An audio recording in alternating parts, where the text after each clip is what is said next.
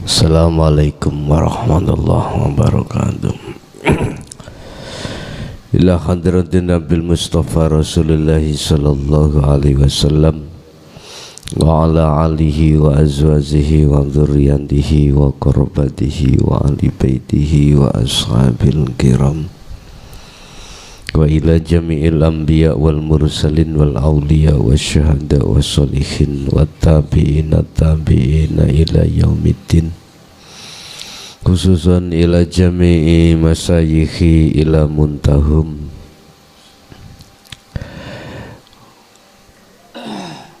wa Abu Zakaria wa ila abaina wa ummatina wa azdatina wa masyayikhina wa auladina wa azwazina wa dzurriyyatina wa ahli baitina, khususan ila jami'i man tabi'ana wa jami'il arwah fi hadil majlis wa ghairahum.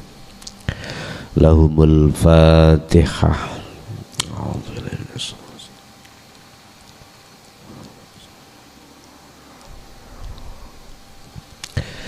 Bismillah, alhamdulillah, la khawla wa la quwata illa billah, amma ba'd. An Abi Darajundu bni Junadata Abi Abdirrahman Mu'ad bni Hambal radhiyallahu anhuma iku anna Rasulullah sallallahu alaihi wasallam iku qala dawuh sapa Kanjeng Nabi, itaki podo nyekelo kanthi kuat sira Allaha ing Gusti Allah haitsu makunta ing dalem manggon ndi ira, pegang teguhlah tali Allah yang disebut sebagai takwa dimanapun Anda berada.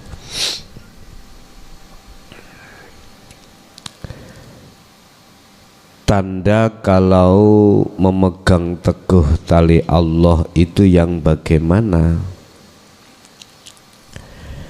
Bahasa syariat dengan hakikat sama tapi tak serupa. Sama maksudnya menjaga dari hukum-hukum yang telah ditetapkan Allah. Tak serupa maksudnya fungsinya. Kalau syariat itu jasmani, kalau hakikat itu rohani. Takwa secara syariat apa yang dilakukan jasmani, meninggalkan semua larangan dan menjalankan apa yang diperintahkan. Tetapi secara ruhani menjaga tali Allah di sini adalah tentang iman. Iman yang ada dalam hatimu hanya pada Sang Yang Tunggal, enggak boleh pada lainnya, sekalipun apa yang dilakukan itu ada kaitannya dengan dirimu atau di luar dirimu. Untuk menjaga itu maka tidak terlepas fungsi daripada sirul asror, zikir sirul asror. Ini maksudnya hadis. Wa'ad bi'ilan ngenutno sira as-sayyi'ata ing pira-pira laku kang ala. As-sayyi'ah bisa dimaknani laku kang maksiat, ditutake kelawan opo al-hasanata ing laku kang bagus, dengan harapan tafhuha kang bisa nglebur opo hasanah ha ing sayyi'ah. Artinya nopo? Artinya apa? Gini,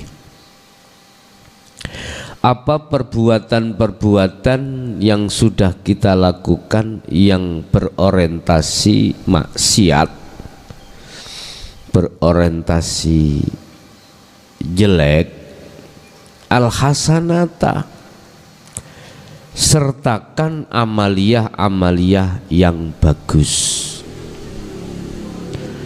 Mana amaliyah yang bagus? Sekali lagi pandangan syariat juga nggak sama dengan hakikat. Syariat berarti perilaku secara jasmani, hakikat perilaku secara ruhani. Apa ruhaniyahmu? Dikatakan hasanah,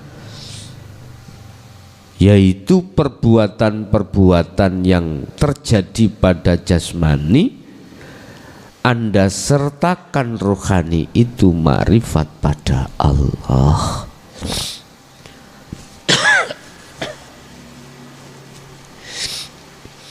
Ini akan menghapus semua perbuatan-perbuatan baik secara syariat maupun hakikat yang bernuansa sayyi'ah atau yang jelek akan terhapus.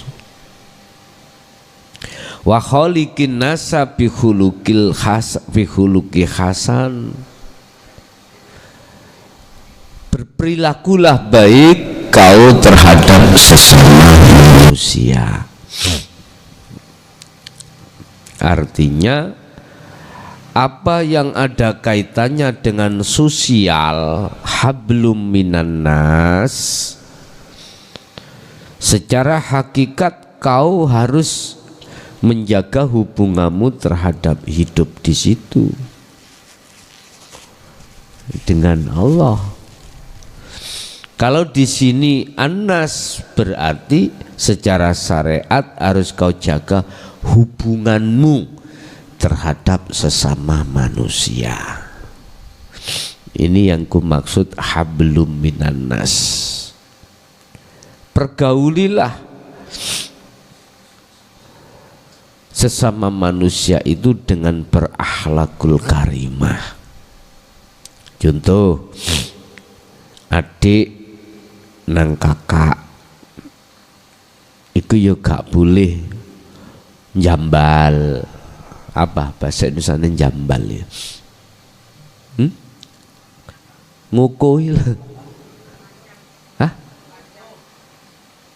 Ngelajeng, lancang. Oh iya, nggak boleh lancang ya. Antara anak dengan orang tua, hablum nanas harus kita jaga. Apa hablum nanas? Kan Quran sudah memberikan pelajaran yang disebut birrul walidain. Kakak juga begitu, nggak boleh semena-mena terhadap adik. Samalah Pak. Ini sudah ditata di dalam hukum-hukum yang ada di syariat. Cuman di tengah-tengah itu jagalah hablum minallah. Mana hablum minallahnya? Faqad istamsaka bil urwatil wuthqa lam fisama laha. Lah di situ yang disebut tali Allah itu fungsinya adalah yakfur bitaghuti wa yu'min billah, tinggalkan imanmu dari perkara selain Allah, hidup itu dari segala apapun. Tinggalan yang tadinya hatiku yakin bahwasanya manis itu ditimbulkan dari makhluk yang disebut madu, sekarang tidak. Tinggalkan itu. Katakan dan imanilah bahwasanya munculnya manis itu disebabkan karena Allah hidup di situ. Kalau nggak percaya, kalau kau jatuh sakit, terasa pahit semua apa makanan. Berarti sifat hakikate hamba nggak bisa.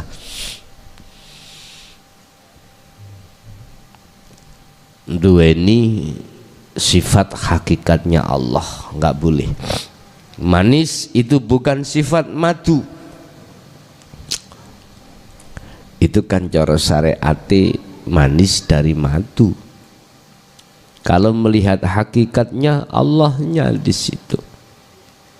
Kembali lagi, sering saya utamakan, sering saya sampaikan, untuk mengkondisikan hubungan ruhaniyahmu terhadap Allah, jagalah semua apa yang ada kaitannya dengan zikir untuk bisa menembus pada Allah. Dan ini tidak ada yang lain kecuali wahuwa adzikru bisiril asrar. Itulah yang disebut zikir tanpa ngucap. Zikir tanpa ngucap bila ismin wa kalamin wa lafdhin, tanpa ucapan, tanpa lafaz, ya. Kalau bahasa Jawa itu disebut zikir rasa, gitu. Wa qala lan dawuh sapa Allah di dalam Al-Qur'an, ya ayyuhalladzina amanu taqullaha haqqa tuqatih wa la tamutunna illa wa antum muslimun. Wahai orang-orang yang beriman, jagalah hubunganmu terhadap Allah yang dimaksud takwa, dari ilmu, amal, dan istiqomah. Itu namanya takwa. Takwa.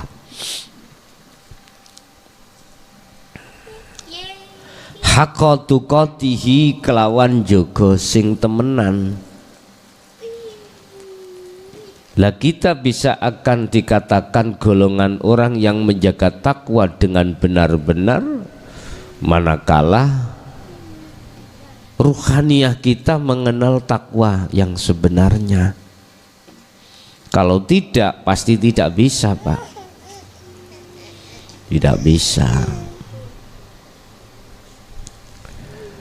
Sebab banyak orang yang menyeru dan yang diseru tentang takwa, ittaqullah, tetapi kelakuan ruhaniyahnya itu tidak ada perubahan. Jasmani berubah, ninggalkan larangan dan jalan perintah, tapi ruhani tidak bisa. Inilah yang kusebut sayyi'ah fil hasanah. Perkara maksiat di dalam taat. Apa perkara maksiat di dalam taat? Taat jasate sholat, maksiat ruhaniyahnya menghadap selain Allah. Inilah maksiat di dalam taat. Bapak Ibu hadirin jamaah rahimakumullah, ini semuanya sudah tidak menjadi rahasia lagi dan sudah menjadi potret karakter kita umat Islam mayoritas, ya, mayoritas. Minoritas justru diolok-olok. Ketika saat ruhaniyah memegang teguh tali Allah dalam kurung takwa haqqa tuqatih, mereka bersorak-sorak, menghina, membenci. Bahkan kalam yang muncul pada mereka yang tidak pernah aku lupakan, kalamnya adalah zalika zolalatun. Mereka itu mengatakan bahwasanya semua apa yang dilakukan para mukhlisin itu adalah sesat. Mereka pasti mengomentari itu. Dan kalam-kalam yang dikatakan di dalam mukhlasin itu dianggapnya sebagai dongengan atau bisa dikatakan sihirnya. Ini pendapat ahli hijab. Di Quran pun juga begitu. Mereka mengatakan bahwasanya apa ayat-ayat yang disampaikan oleh baginda Rasul itu adalah buah pemikiran karangan Muhammad, dan juga itu adalah sihir Muhammad.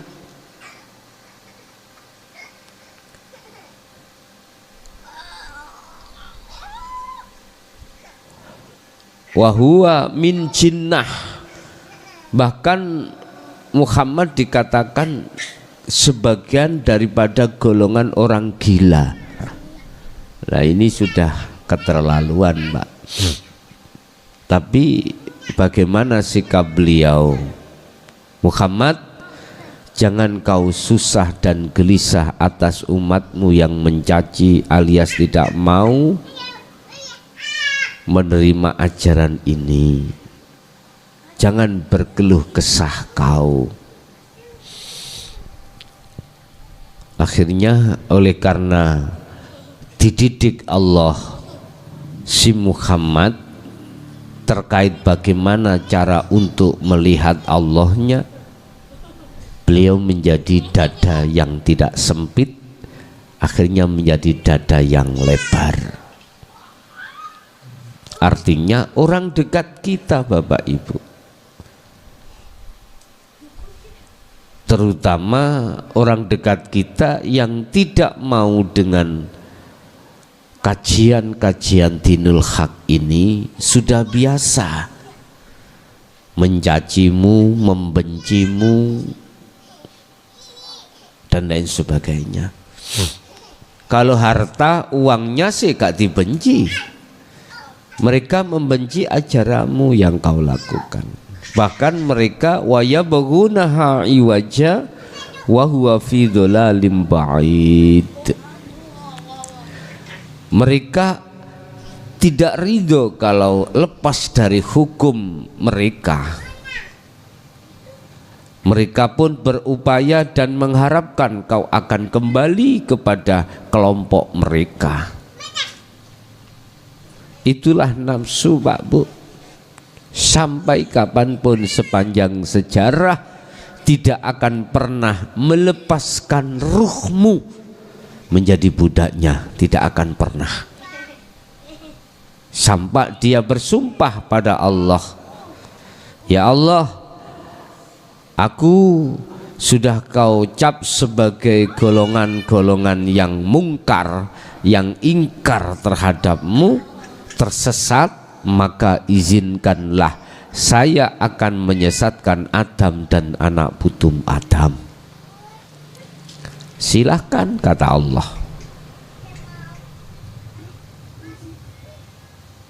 Illa min ibadika, kecuali yang tidak bisa, illa ibadaka,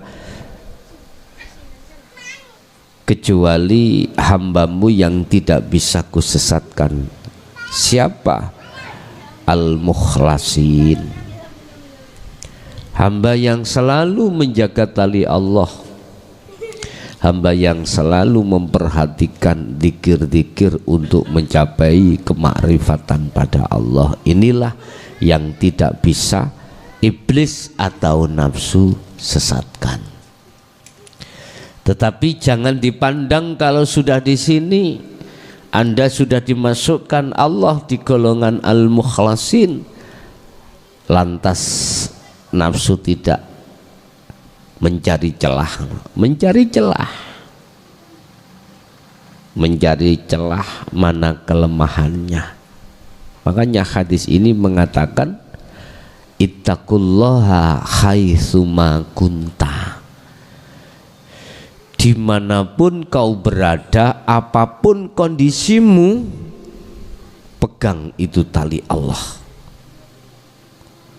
Kondisi kita kadang kurang mampu, bahkan tidak ada.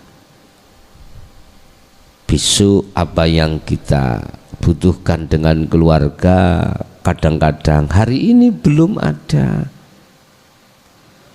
Kadang-kadang besok sudah waktunya cicilan, jatuh temponya, kita sekarang belum ada.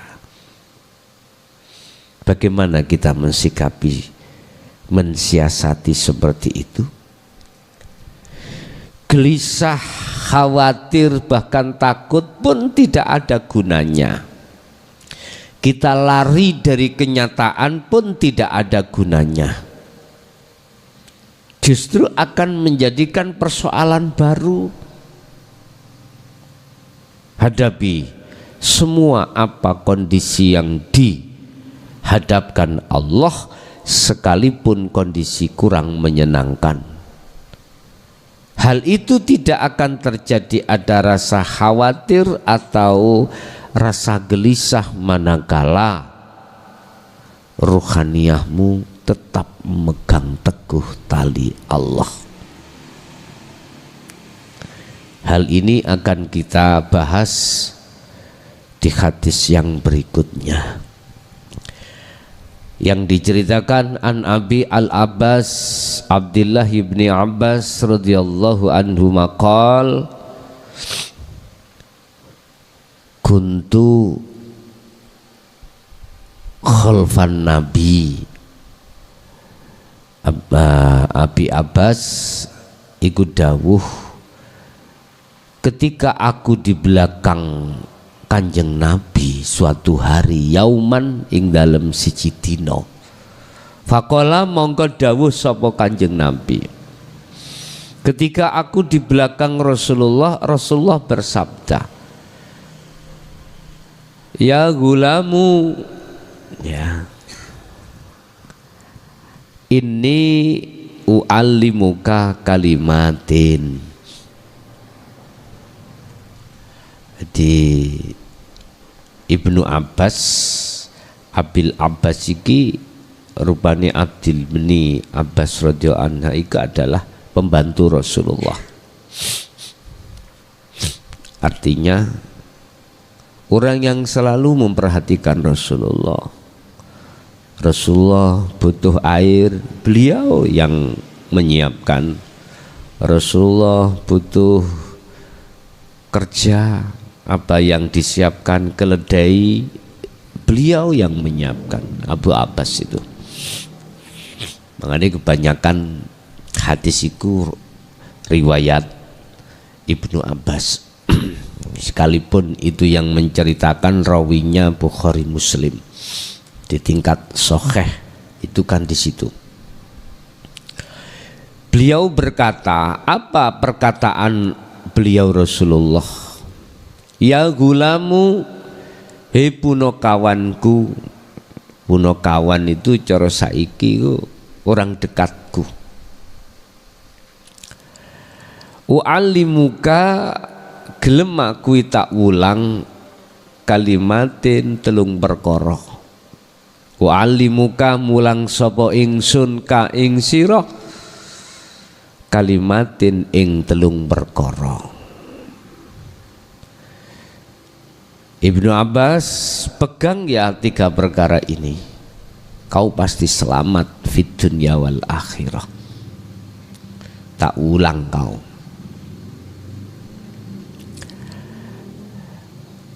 Napa niku ya Rasul? Apa itu ya Rasul? Ihfadhi, ahfadhi, ngrekso sira Allah ing Gusti Allah.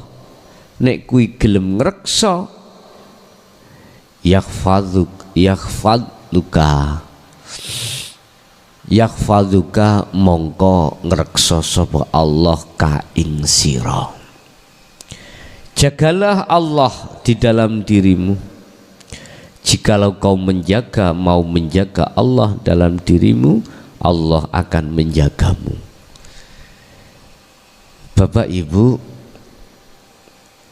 iki kalimat penuh abstrak ya, kalimat penuh kiasan.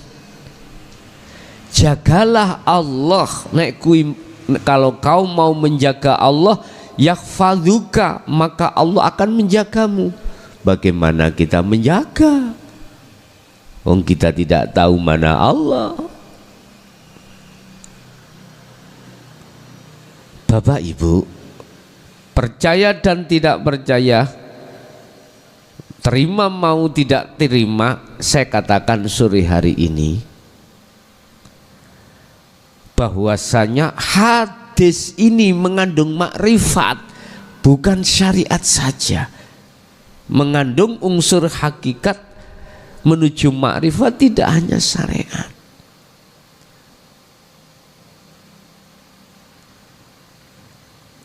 Sekarang Rasulullah iki sahih loh ya, hadisnya ini sahih. Hadis sahih itu nilai tertinggi Pak. Kalau kita bicara hadis, yang paling tinggi itu sahih, disebabkan rawinya itu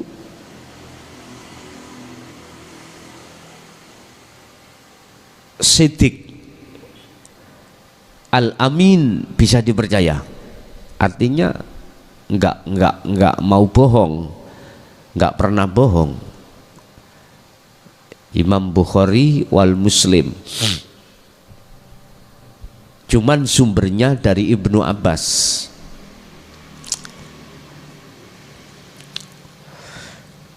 Mana yang mengandung hakikat? Yahfazuka. Yang pertama, Rasulullah memberikan satu pengajaran, 3 kalimat. Pertama adalah menjaga Allah. Jikalau kau menjaga Allah, maka kau akan dijaga Allah. Sekarang kita bicara syariat. Cara menjaga Allah bagaimana?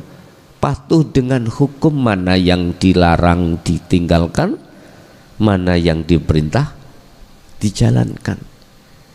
Tapi tidak sedikit orang yang mengeluh, saya sudah patuh dengan hukum syariat, tapi mengapa nasibku, ekonomiku, hutangku masih begini-begini? Nggak sedikit orang yang mengeluh hal tentang itu.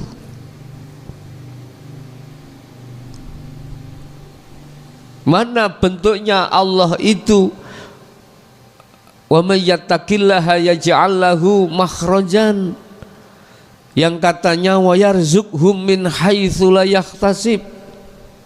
Sedangkan semua hukum-hukum mana laranganku tinggal, perintahku jalankan. Mulai yamon sampai yamin, asal kita becak tetap becak. Nah, banyak dah. Kadang dikasih amalan oleh kiai, oleh Gus, ini sampean baca habis subuh waqiah ar-Rahman, nanti kalau waktu duha sholat dan berdoalah kau. Sampai tuwek tidak punya apa-apa. Mana? Seakan-akan nuntut Allah. Maksud menjaga itu ruhaniyahmu, dulur. Ingat, innallaha la yanduru ila suwarikum wa amwalikum walakinnallaha yanduru fi qulubikum. Allah itu enggak melihat af'al dohirmu, itu enggak melihat status fisikmu, enggak melihat Anda kiai atau tidak, Allah enggak melihat situ. Anda turunan Nabi atau tidak melihat itu. Anda itu tokoh masyarakat, orang yang dimuliakan atau tidak, presiden atau tidak, Allah tidak melihat itu. Walakinnallaha yanzuru fi qulubikum. Allah hanya memandang, melihat bagaimana rohaniyahmu. Ada dua bak rohaniyah. Inni wajjahtu wajhiya lilladzi fataras samawati wal arda, dengan inni wajjahtu wajhiya limal aghyar. Ini golongan rohaniyah yang pertama disebut ahli syuhud, menghadapkan wajah ruhnya terhadap wajah Allah, wajah Tuhannya, hidup itu di segala hal, kondisi apapun. Kembali lagi sistemnya, caranya sirul asrar, fungsikan. Yang kedua disebut ahli hijab, menghadapkan wajahnya terhadap wajah selain hidup, berarti makhluk. Di dalam kitab Al-Hikam disebut al-aghyar, perkara yang menipumu. Itulah masyaallah, perkara selain Allah. Akhirnya jatuhnya iman ruhaniyahmu itu pada makhluk. Pada makhluk. Bapak Ibu hadirin, jadi secara hakikat yang dimaksud njogo Allahmu urip ning awakmu. Manakala kau mau menjaga, yakhfadzuka, Allah akan menjaga hidupmu. Akhirnya hidup pada dirimu manfaat. Tidak hanya anfa'uhum linnas, tidak hanya terhadap manusia yang lain, juga terhadap diri. Bapak Ibu, ini hadis, orang yang bisa menjaga Allah hanyalah golongan-golongan mukhlasin. Ini, selain itu nggak bisa. Itulah golongan ahli syuhud. Sebab yang dimaksud menjaga di sini,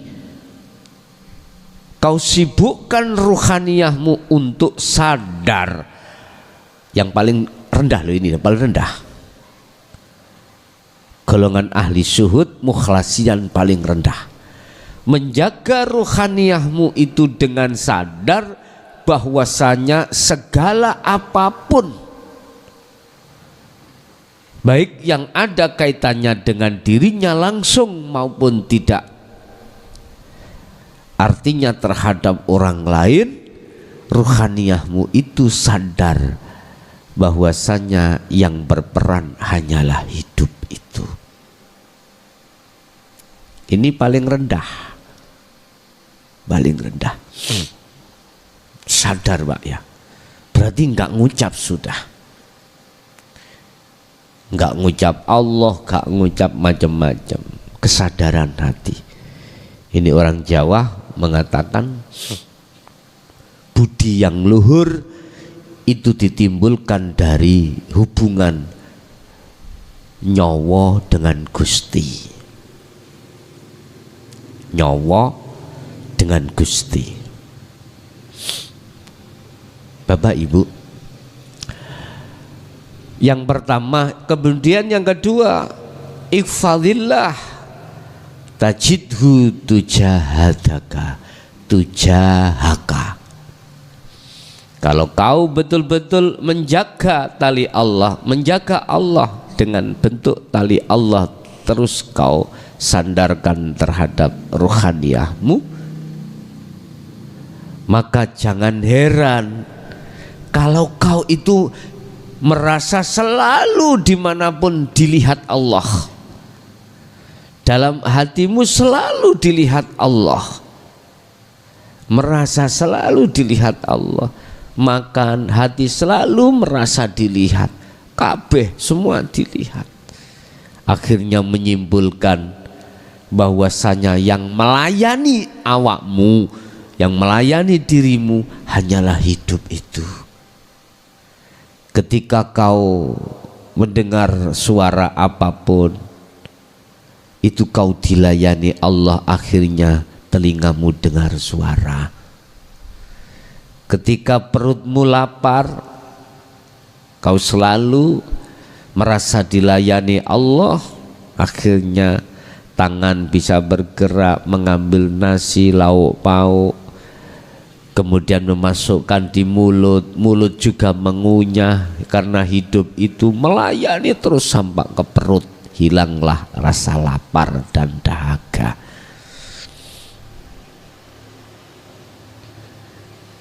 Tajidhu tujahaka, bahasa syariati kau merasa Allah di depanmu loh gitu. Tapi tak bahasakan luas, kau apapun kemanapun selalu dimonitor oleh Allah, dilayani oleh Allah. Nggak bisa hilang itu dari hatimu. Yang kedua, idza sa'alta tatkalane njaluk sira fas'alillah, njaluk sira Allah ing Gusti Allah. Wa idza sta'anta, dan tatkalane minta pertolongan sira billahi kelawan Allah, mintalah pada Allah. Fasta'in billah, maka mintalah pertolongan pada Allah. Artinya apa? Jikalau kau mempunyai keinginan, mintalah pada Allah. Jikalau kau ingin pertolongan, mintalah pertolongan pada Allah. Artinya apa Bapak Ibu? Kalau kita bicara doa, berarti ada yang minta dan yang diminta, ada sesuatu yang diminta. Ini ada hubungannya dengan jasmani, ma'isatul dunya. Kebutuhan dunia berarti secara fisik. Apakah pribadi, keluarga, jasmani membutuhkan sesuatu. Fa idza sa'alaka, idza sa'alta ya fas'alillah. Kalau kau menginginkan sesuatu karena ma'isatud dunya, fas'alillah, maka mintalah pada Allah. Allah yang mana? Oh, enggak kenal Allahnya. Yus pokoknya Allah lah iki. Kalau diantem pokoknya ya wis. Ternyata maksudnya adalah begini Bapak, yang ada kaitannya dengan ma'isatud dunya silahkan, tapi ruhaniyahmu harus hudur pada Allah. Tidak boleh menghadap terhadap perkara yang nomor 3, yaitu yang diminta. Doa itu ada 3 perkara. Satu yang minta, ada yang dimintai, yang ketiga sesuatu yang diminta. Jadi ruhaniyahmu, hatimu jangan menghadap perkara yang nomor 3, sesuatu yang diminta, mengharapkan itu datang, jangan. Tapi hadapkanlah wajahmu lilladzi fataras samawati wal ardo, terhadap hidup, bukan terhadap malhaya, sesuatu yang tidak hidup, harus terhadap hidup. Inilah yang kumaksud doa yang khudur. Wis, itu ma'isatud dunya. Yang kedua, ada ma'isatul akhirah, kebutuhan ruhaniyah. Apa kebutuhan ruhaniyah? Ya Allah, berilah kepahaman saya tentang dinul haq, yang selama ini dedel terhadap saya, nggak paham-paham. Misalkan, ya Allah, berilah aku dan keluargaku selalu kau berikan hidayah untuk menuju dan berjalan dan menuju di atas jalanmu ya Allah. Bukan jalan yang dimaksud di dalam syariah, tetapi jalan yang dimaksud secara hakikah. Ya Allah, lekaslah, tariklah saya untuk kehadiratmu dan keluarga saya. Ini kan permintaan ruhaniyah dalam hal ma'isatul akhirah, apa kebutuhan ukhrawiyah, kebutuhan ruhaniyah. Bolehkah itu dilaksanakan? Kalau menurut hadis ini boleh, tetapi dengan catatan harus hudur ruhaniyahmu. Kalau sudah hudur, ya wis gak ngomong doa dulur, wis gak ngomong doa. Artinya ruhaniyah sudah tidak butuh lagi hidayah atau apapun perjalanan. Ndak, namanya hudur itu sudah sampai pada Allah. Iki bahasa yang sangat halusnya begitu, Pak. Jadi seakan-akan hidayah, petunjuk dan lain sebagainya itu selalu dibutuhkan kita. Bahasa halus, Pak. Supaya biar enggak dikatakan disi kersane Gusti Allah gitulah. Padahal semuanya sudah tertuang di situ. Oke. Wa'lam dan ngertiyo sira annal ummata ing sak temeni umat. Ketahuilah terhadap dirimu bahwasanya umat lawis tamaat lamuno berkumpul sopo umat ala ayam fa'uka, yang maksud dan tujuannya untuk mendatangkan manfaat terhadap dirimu, bisyai'in ya lam yanfa'uka illa bisyai'in, tidak bisa. Wa'lam, ketahuilah bahwasannya apabila umat berkumpul dan punya rencana manfaat untuk dirimu,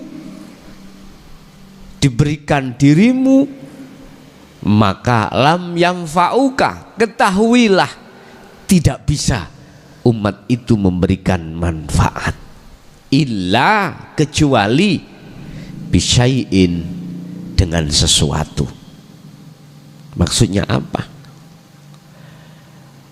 Kecuali Allah yang bisa mendatangkan manfaat, bukan umat. Ini secara hakikat ya. Jangan mandangnya makhluk. Kalau kau mandangnya makhluk, nggak ketemu Bapak dengan hadis ini, nggak ketemu. Sebab jikalau kau mandang makhluk, iku pasti akalmu berbicara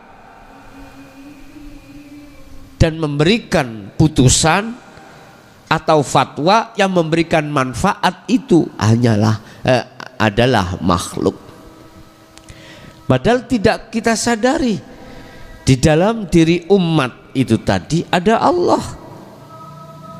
Oleh karena basirah kita tidak bisa mandang pada Allahnya, maka yang tampak dan yang jelas, yang nyata itu adalah umat atau makhluk.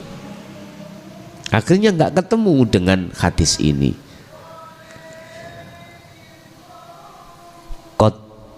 Qad katabahu, sebab sak temene wis kecatet, wis nyatet hu ing syai' sapa Allahu Gusti Allah laka maring sira.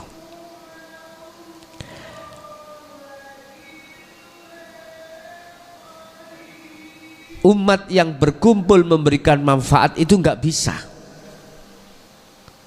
kecuali di situ sudah tercatat oleh Allah.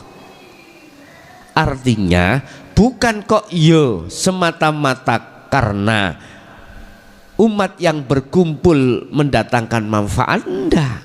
Karena Allah apa? Qad katabahu, sesungguhnya betul-betul Allah sudah mencatat. Jadi kalimat qad katabahullahu laka ini adalah bentuknya hidup yang ada di situ. Kalau enggak tercatat, enggak mungkin bisa terjadi.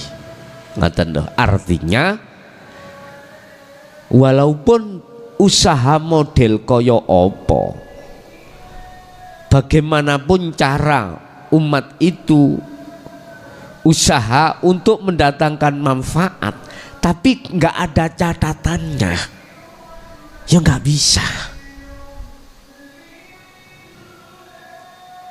Terus manakala ada catatannya, bukan berarti yang namanya umat itu bisa memberikan manfaat.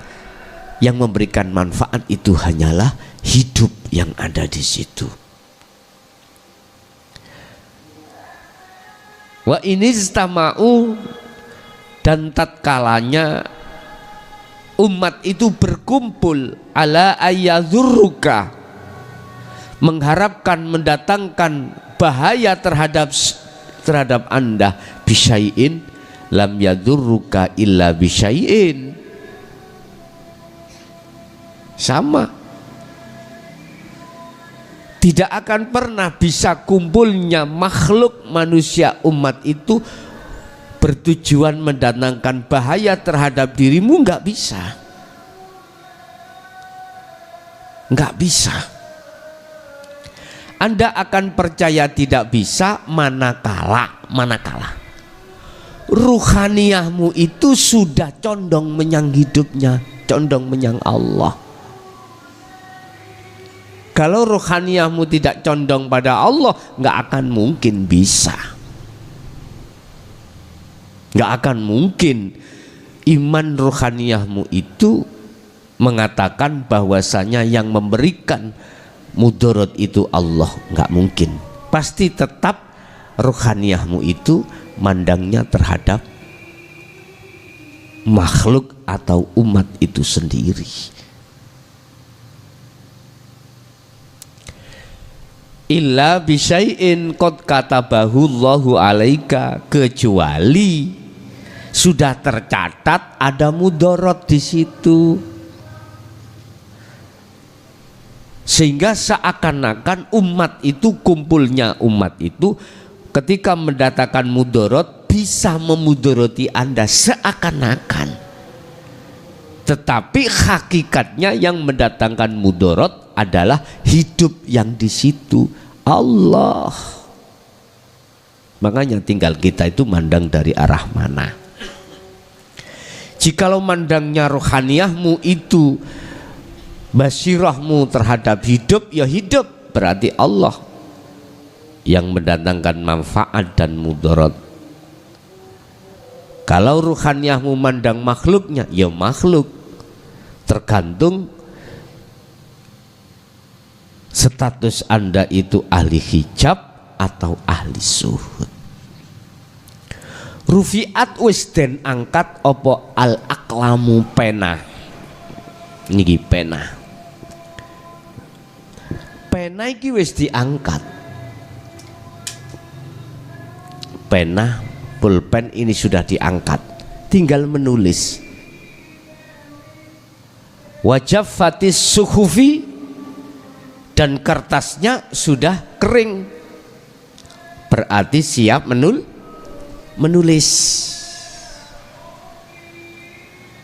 Wis kekes apa suhuf, apa kertas-kertas ini wis sudah kering, berarti maksud daripada pena diangkat iku mau ditulis, udah diangkat, tetanda ini Allah akan menulis. Yang kedua, wajaffatis suhuf, kertasnya sudah kering, itu maksudnya adalah siap ditulis. Artinya apa? Inilah Bapak Ibu, Anda pingin tahu Lauhil Mahfudz itu di sini. Anda pingin tahu Lauhil Mahfudz, buku catatan itu di sini, di hatimu. Tapi syaratnya Anda harus paham proses tahali tajali.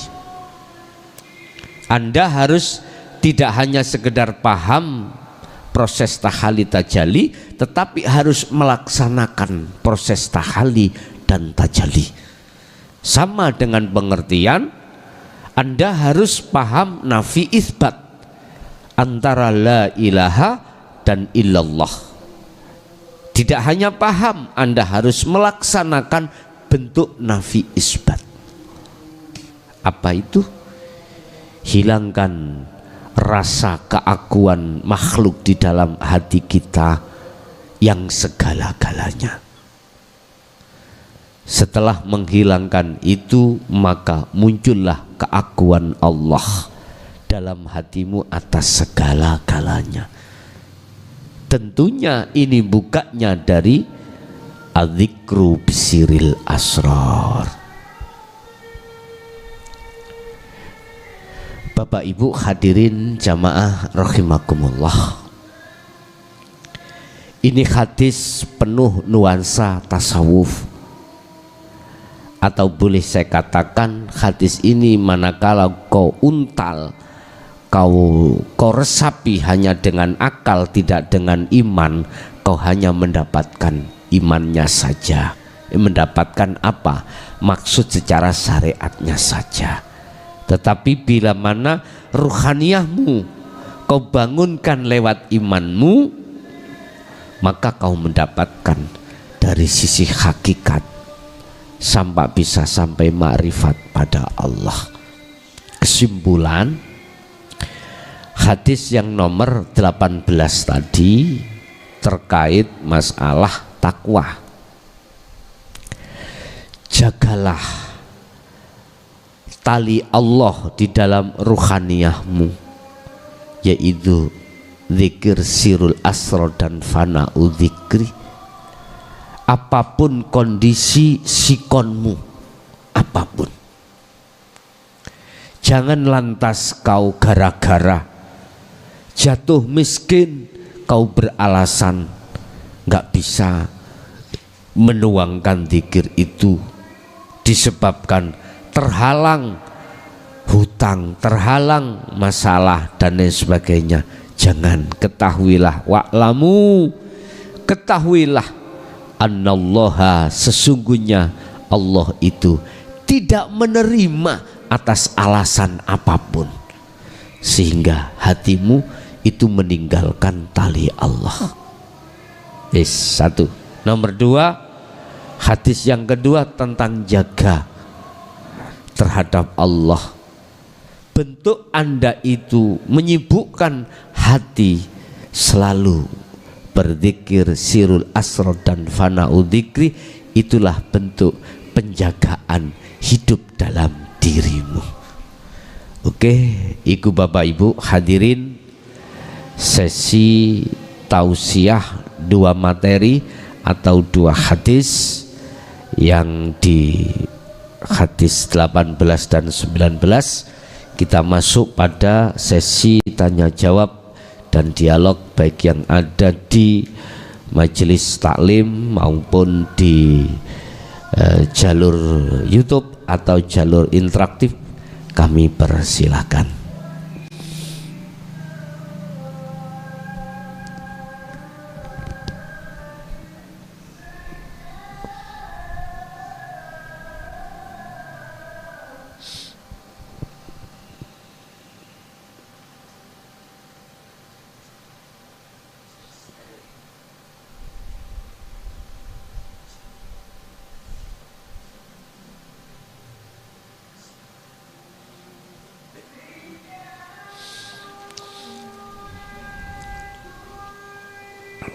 Oke, alhamdulillah, kiranya semuanya sudah diberikan Allah kefahaman untuk selanjutnya. Tetap harus kita asah terus lebih kuat amaliyah.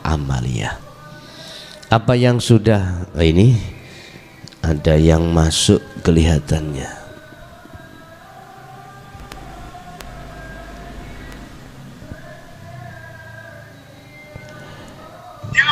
Ya, assalamualaikum. Assalamualaikum Gus. Waalaikumsalam.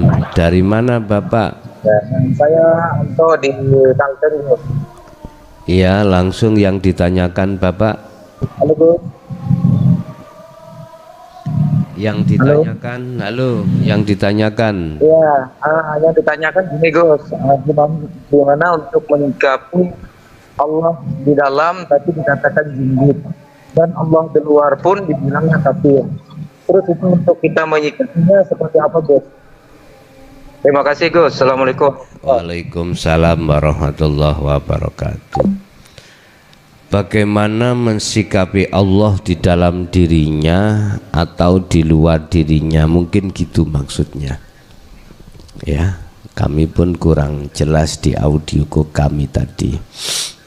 Tak gerabak, insya Allah yang ditanyakan mensikapi hidup dalam dirinya. Man arafa nafsahu faqad arafa rabbahu. Barang siapa yang tahu dirinya, maka dia akan tahu, betul-betul akan tahu Tuhannya. Ini maksudnya hidup Pak, bukan diri jisim jasad, bukan diri nama diri kita mukhlason, bukan. Yang dimaksud diri di sini adalah hidup. Yang tadinya aku akui ini hidupku. Man arafa nafsah berarti tahu hidup ini siapa. Terus yang tahu siapa? Oke, sebelum kita bicara ke ahad, kita bicara ahadiyah. Artinya hidup dalam dirinya itu bukan hidupku karena dihidupi Allah, bukan.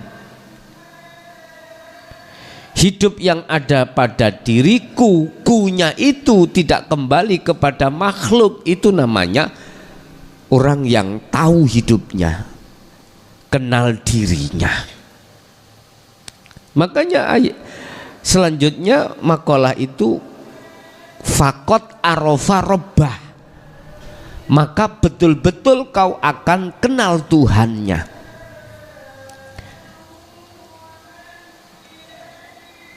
Terus yang mengakui hidup ini siapa? Yang mengatakan, yang tahu, yang kenal dirinya itu nyanya siapa? Yanya dirinya. Dirinya siapa? Dirinya ku itu loh Pak.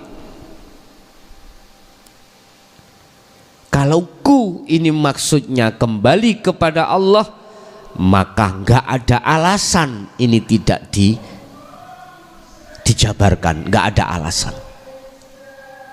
Sebab kalau sudah kefanaan dirimu, maka bagaimana mungkin mu ikut bisa sadar, mu sudah tidak ada kok. Bagaimana mu itu bisa mengatakan wongmu sudah tidak ada? Berarti yang berkata, yang melihat, dan yang dilihat, dan yang semuanya adalah ku Allah. Kalau kami sampaikan, kalau ini sudah ku Allah, maka di dalam kunya dirinya karena sudah hilang, atau di luar ku dirinya sudah tidak ada, ya ku ahad itu. Intinya Bapak, udah tidak ada kalimah apa-apa kecuali dirinya, diriku sendiri, ku Allah maksudnya begitu. Untuk mengetahui prosesnya ya sibukkan zikir sirul asrar dan fanaul dzikri. Ngaten Pak nggih?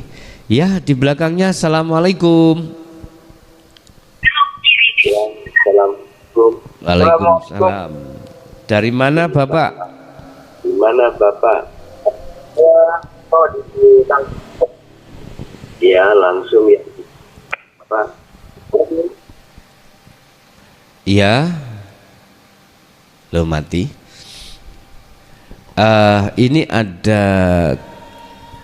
ada solusi bagi jenengan yang HP-nya satu tapi bisa buat telepon dan mendengarkan. Penak. Malah lebih jelas ini. Gini Pak, Gak harus kita mengikuti interaktif ini, HP kita 2 untuk bertanya 1, untuk mendengarkan 1. Ndak usah. Cukup 1 bisa Pak ya. Tapi ketika saat bertanya jenengan, suara itu sudah masuk di telepon, sampai dengarkan lewat telepon dan tidak mendengarkan di YouTube. Cuman Anda harus keluar YouTube dulu. Keluar YouTube, masuk di dalam telepon. Jadi Anda bisa mendengarkan suara saya langsung lewat telepon, bukan lewat YouTube. Jadi kemarin ada yang mengeluh, Gus saya nggak bisa bertanya karena HP saya cuman 1. Nah, enggak Bu, sami Bu, 1 malah penak. Yang ku dengar di sini malah jelasan yang 1. Cuman Anda harus keluar YouTube, kemudian telepon, baru bisa. Nanti habis itu masuk lagi ke telepon, ke YouTube lagi, ngoten. Kalau yang pakai HP 2 atau ya HP 2, tolong suaranya dari YouTube agak dikecilkan biar tidak feedback terhadap kami gitu. Jadi cukup panjenengan mendengarkan lewat telepon jenengan, gak usah mendengarkan lewat YouTube. Itu bagi yang penanya. Halo niki wau ono sing ngiling apa? Ono sing jelas pertanyaan ini mana? Mboten jelas ya? Nggih Pak, mohon maaf. Yang bertanya tadi telepon kedua bisa diulangi atau gimana? Mboten jelas di audio kami. Nggih. Nggih, saya terima.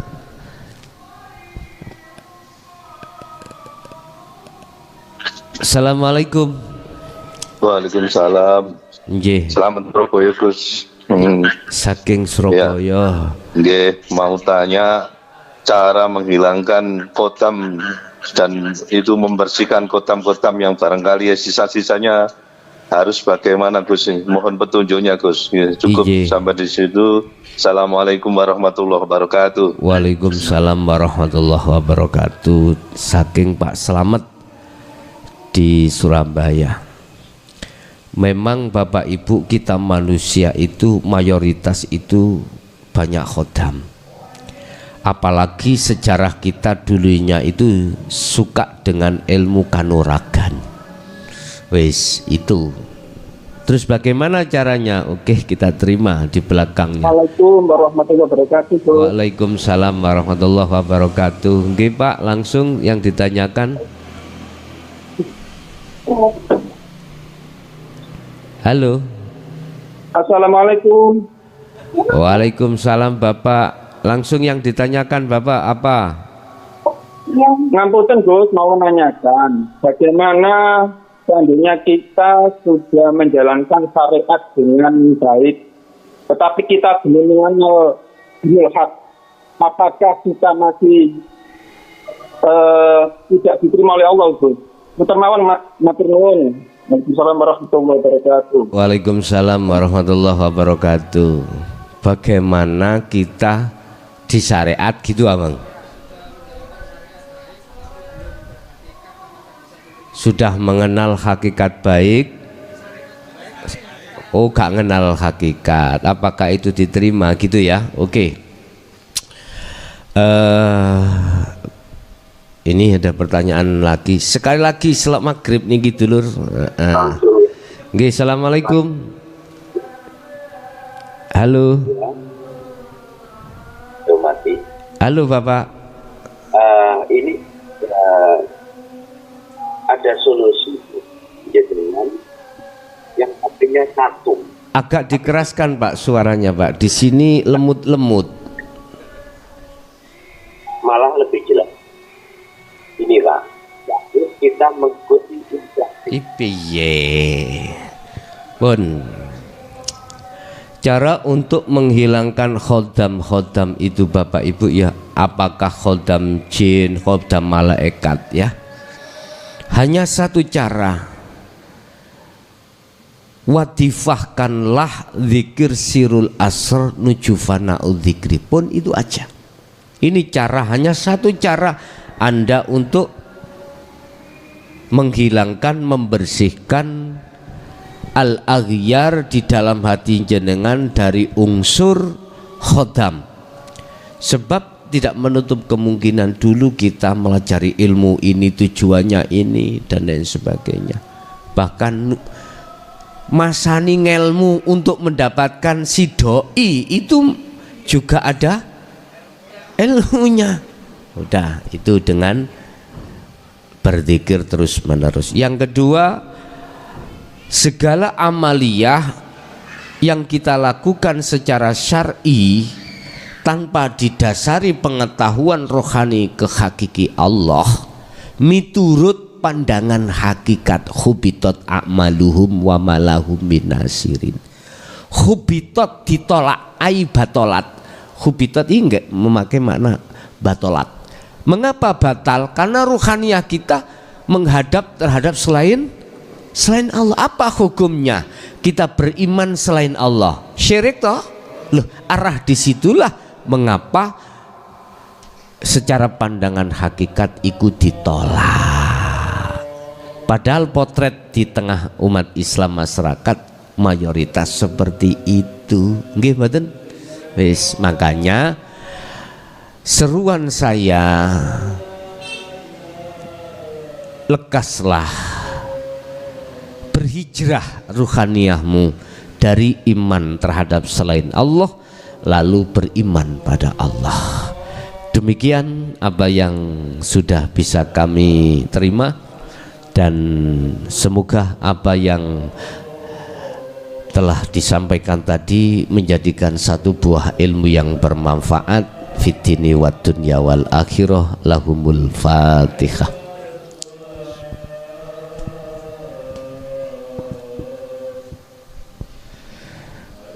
Akhirul kalam. Assalamualaikum warahmatullahi wabarakatuh.